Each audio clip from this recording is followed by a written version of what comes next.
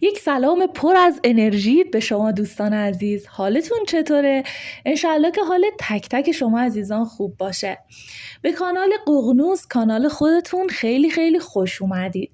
اگر مشترک این کانال نیستید دوستان لطف کنید مشترک بشید تا هم انرژیتون رو با انرژی من یکی کرده باشید و هم تونسته باشید به کانال من کمکی کرده باشید. خب موضوع انرژی خانی امشب ذهن خانی هستش. اسمش رو بیار تو ذهنت تا من ذهنش رو برات بخونم.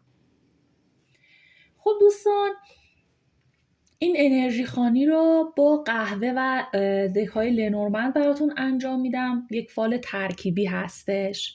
سکوت میکنم، براش نیت کنید.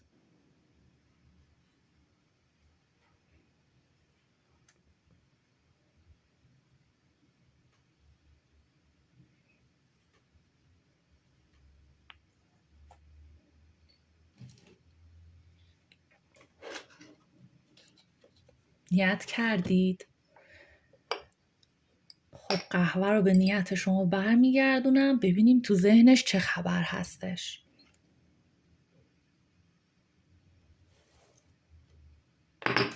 خب به قهوه اجازه بدیم نقش‌هاش رو برامون بندازه. بریم سراغ دک‌های لنورمند. به بور زدن این دک‌ها خوب نگاه بکنید تا انرژیتون رو دریافت بکنند.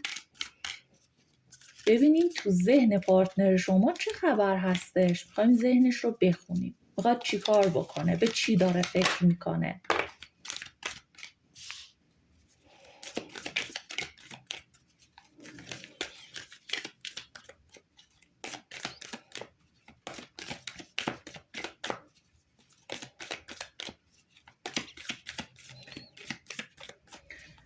خب کارت قرار نیست خودش رو بندازه، فقط 2 کارت خودش رو انداخت. خب بریم کارت بکشیم.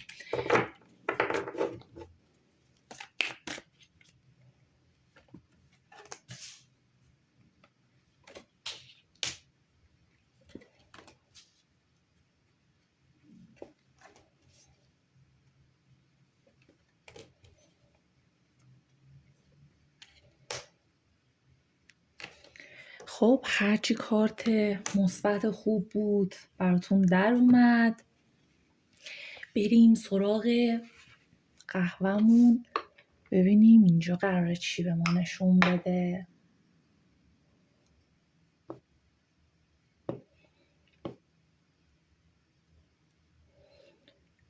خب ببینید من این شخص رو میبینم که نشسته و چکتون میکنه.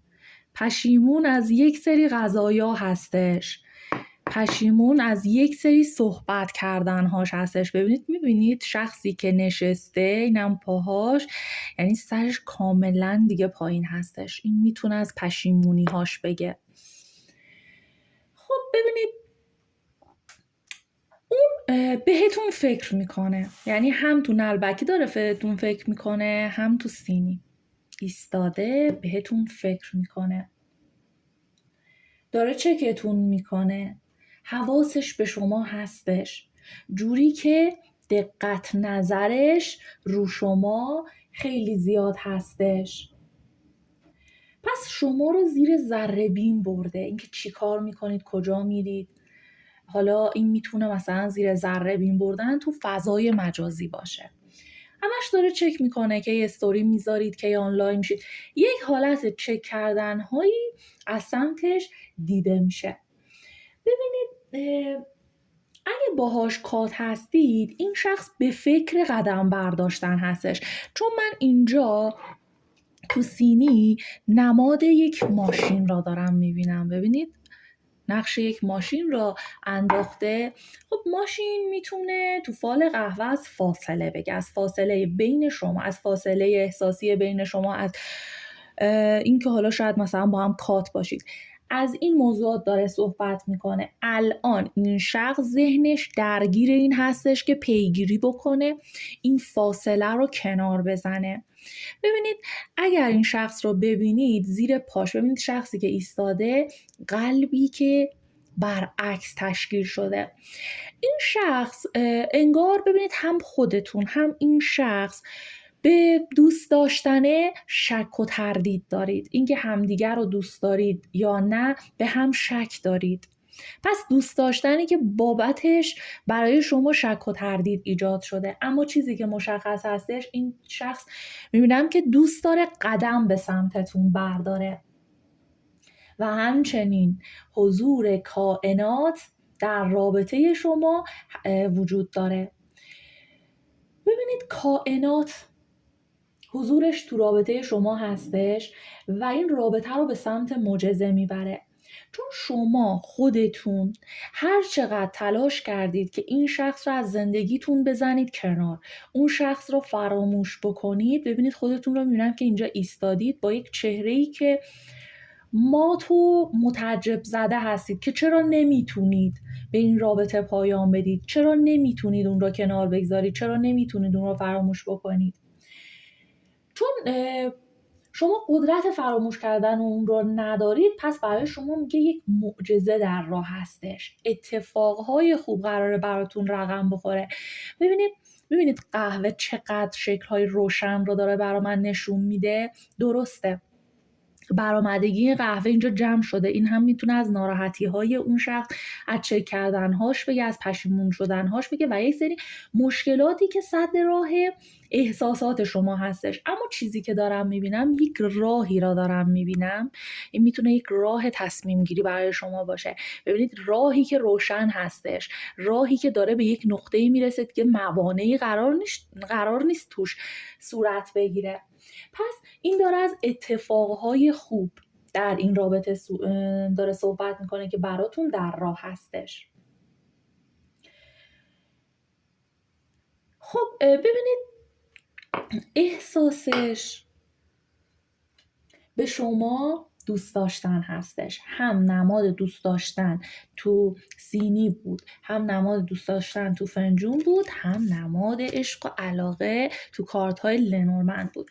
پس این شخص احساسش به شما دوست داشتن هستش، هر چند درگیری های ذهنی خیلی زیادی داره، دل گرفتگی های خیلی زیادی داره، حس میکنه تو چارچوب رابطش اونجور که باید با شما تفاهم نداشته، اما حس دوست داشتن داره. ببینید ته فنجون من نماد یک خونه میبینم، سقف خونه میبینم، خونه‌ای که روشن هستش.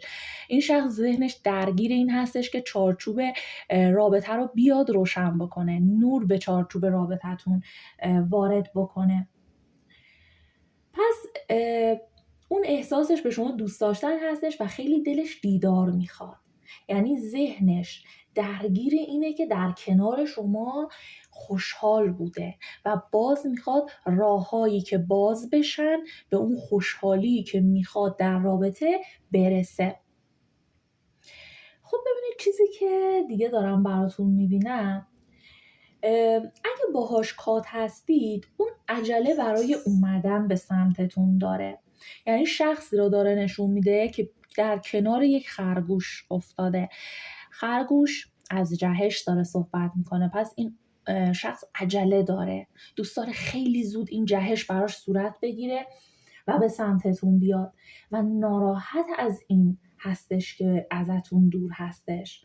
ببینید اون ذهنش درگیر قدم برداشتن به سمت شما هستش و داره فکر میکنه که نکنه قدم برداره به سمتتون و اون رو رد بکنید، چون شما رو یک شخص لجباز میبینه، شما رو یک شخص لجباز میبینه و دوست داره به سمتتون قدم برداره و انگار ترس داره نکنه با لجبازی های شما روبرو بشه و اون رو رد بکنید. پس ذهنش حسابی درگیر این موضوعات هستش. درگیری ذهنی برای دو نفرتون هم دیده میشه، انگار نمیتونید به هم فکر نکنید. ببینید ذهناتون درگیر هم هستش و اون دلش میخواد، ببینید احساس میکنه یک حس کارمایی بینتون وجود داره، یعنی وقتی که شما به اون فکر میکنید، اون رو دوست دارید، اون هم به شما فکر میکنه و دوستتون داره. ذهنش درگیر این موضوع هستش و دلش میخواد که گرمایی به این رابطه ببخشه و این رابطه رو ریشه دار بکنه.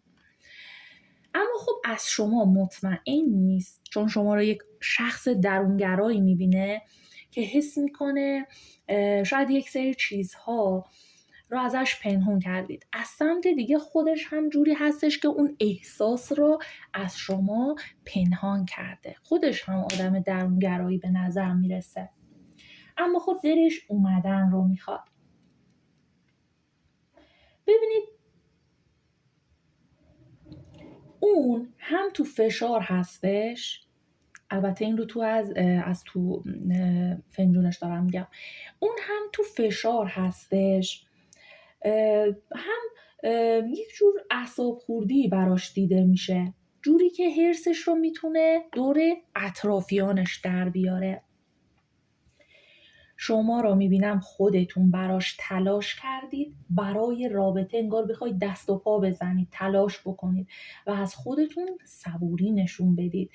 این صبوری، ببینید درخت از صبوری کردن میگه، از وفاداری های شما میگه. یه جاهایی انگار براش یه کارهایی کردید که کسی نمیتونسته براش انجام بده و به خاطر همین موضوع، همین فداکاری، لنگر تو زندگیش انداختید، جوری که شما رو دیگه خیلی وفادار میبینه. ببینید فداکاری که باعث شده شما رو وفادار رابطه بدونه، وفادار زندگی خودش بدونه، یک دوست خوبی برای خودش بدونه. این صبوری کردن هایی که شما از خودتون نشون دادید، این صبوری کردن به نفع شما تموم میشه. این صبوری به نفع شما تموم میشه. اون دوچار یک سری، میبینم که حتی میتونه دوچار یک سری ترس ها باشه. ترس از دست دادن شما، ترس اینکه بخواد قبولش نکنید، ترس اینکه یک جورهایی بخواد قبولش نکنی، ترس رقیب داره تو رابطه. حس میکنه نکنه اون مدتی که حالا باهاتون نبوده یا ازتون دور بوده، شما براش رقیب تراشی نکرده باشید. این ترس ها تو فکرش هستش. از یک سمت دیگه هم از شما اطمینان لازم رو داره، چون شما رو یک شخص وفادار میبینه، اما خب درگیری های ذهنی هستش که خواه نخواه براش به وجود میاد. اونو دلتنگ شما میبینم، ذهنش درگیر اینه که چطور بیاد به سمتتون.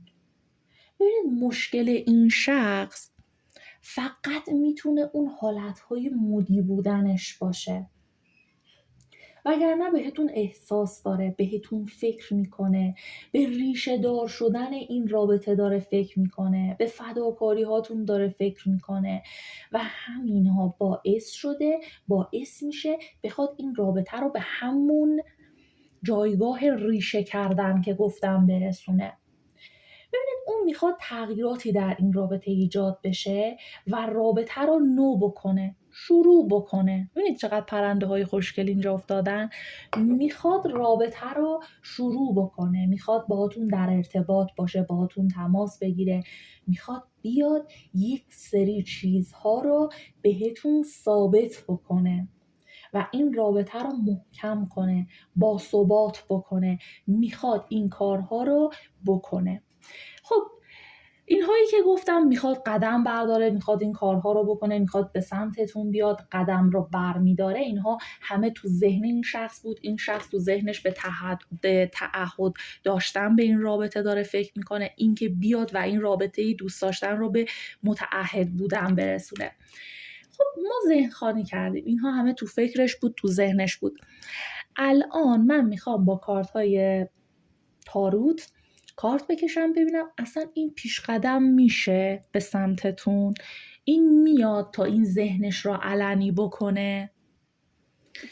خب اینا رو جمع بکنم.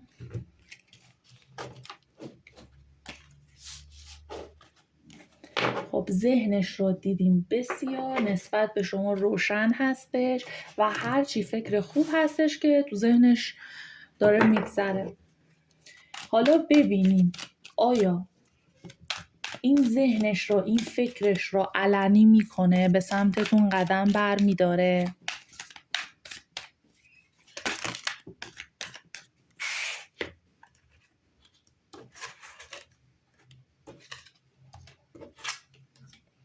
خب 4 کارت خودش رو انداخت. من دیگه کارت نمیکشم چون جواب شما رو، جواب نیت شما رو داد. ببینید این شخص میبینم که خیلی شما رو در نظر داره. همونطور که گفتم دقت نظرش رو شما زیاد هستش و داره چکتون میکنه. بیرون از رابطه، تو فضای مجازی، حالا شاید مثلا این چک کردن جوری باشه که از دیگران از شما بپرسه، یا همون تو فضای مجازی حواسش به پروفایل شما باشه، یا همچین چک کردن‌های از سمتش دیده میشه و از اون آدم‌هایی هستش که میخواد محتاط قدم برداره. یعنی ببینید داره فکر میکنه، با خودش 2 تا 4 تا میکنه و میخواد محتاط باشه. یعنی زوم رو شما هستش. ببینید میخواد یک تغییری ایجاد بکنه. میخواد این رابطه رو از این مرحله چک کردن به یک مرحله دیگه ببره. حالا کارت بعدیمون نشون میده که میخواد تو چه مرحله‌ای بره. ببینید کارت بعدیش کارت عشاق هستش. این میخواد از این چک کردن ها دست برداره، از این محتاط بودن ها دست برداره، رابطه رو که کشته گذاشته کنار، به سمت بهتر شدن ببره، به سمت عشق ببره. کارت عشاق رو انداخته. 2 قویی که در روبروی هم هستن، 2 شخصی که در روبروی هم هستن.